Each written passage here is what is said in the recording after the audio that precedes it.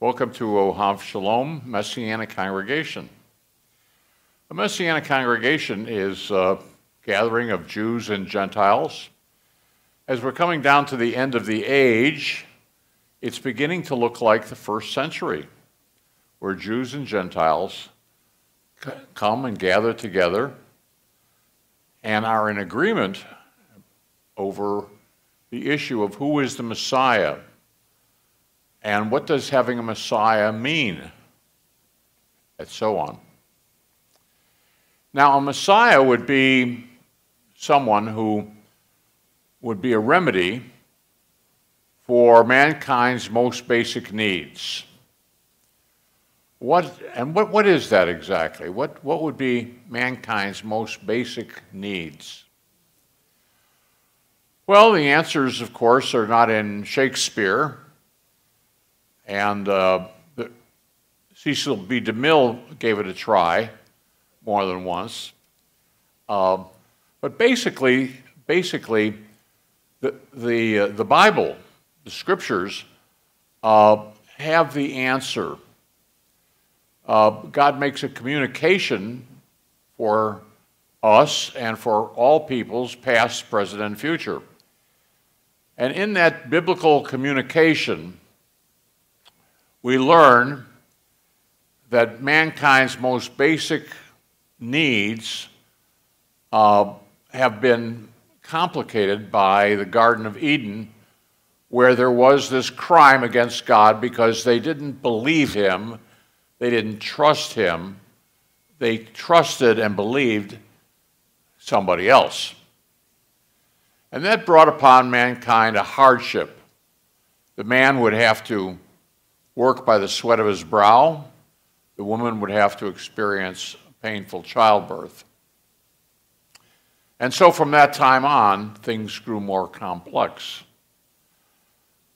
Oh, wouldn't it be really great to reverse all of that? But what to do? Who could do that? How would you reverse it? So we all got used to living with it, adapting to it.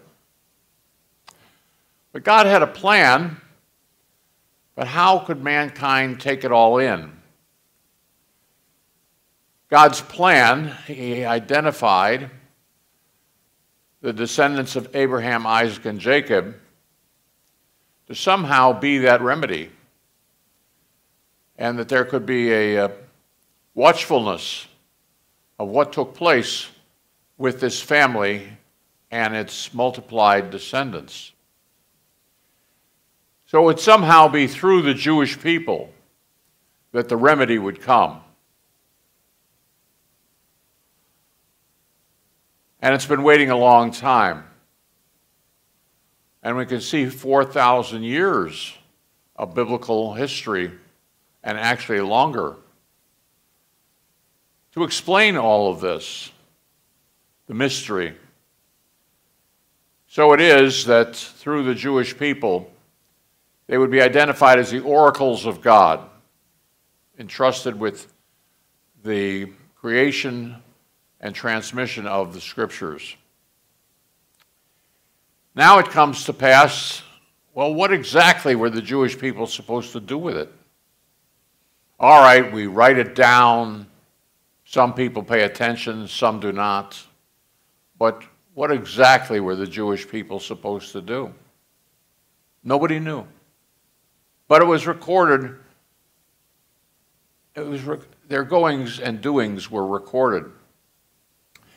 Actually, the main thing that the Jewish people were supposed to do was to create a lineage, and that through that lineage there would be the Messiah.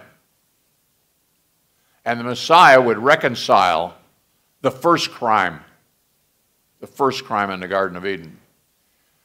But in the goings and doings of the Jewish people, there would be concerns and more crimes against God. So we had the first difficulty in the Garden of Eden that concerned all of mankind, and God had a controversy with mankind over that.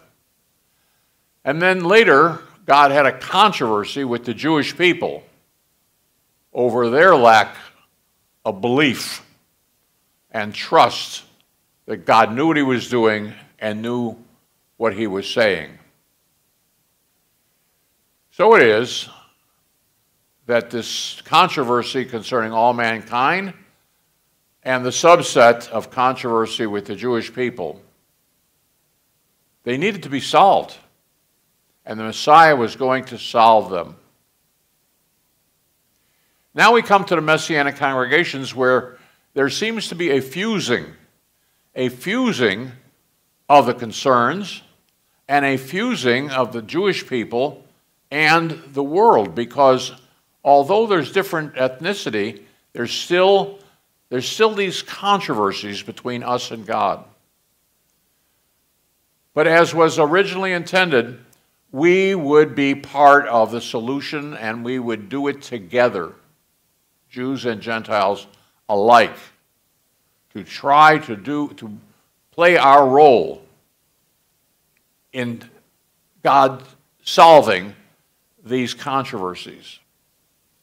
So should it be surprising that as we come down to the end of the age, where all things are going to get wrapped up, that there should be Messianic congregations, where a few people read the Scriptures, see the big picture, want to be a part of God's resolution. And so that's why we're here. We all want to play a part in the redemption of mankind. We can't quite see the big picture, but through a glass darkly, we do get a glimmer. It's like looking at a Coke bottle. We can see that there's something moving on the other side, but we're not sure what it is. But we're glad to play a role, and we're glad to transmit more of God's revelation about his Bible so that we would know increasingly how he's going to do it. It's a mystery. And when we can learn a little more about it and learn a little more about him, it's satisfying. It's satisfying. It's encouraging. It helps us to get through this life as best we can. So that's why we're here. We're here to celebrate. And we invite the Holy Spirit to be